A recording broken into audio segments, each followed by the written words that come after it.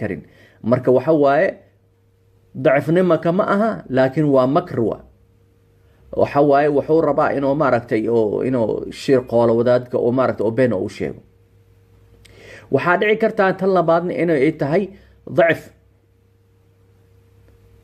dacifnimo ayaa u geysatay.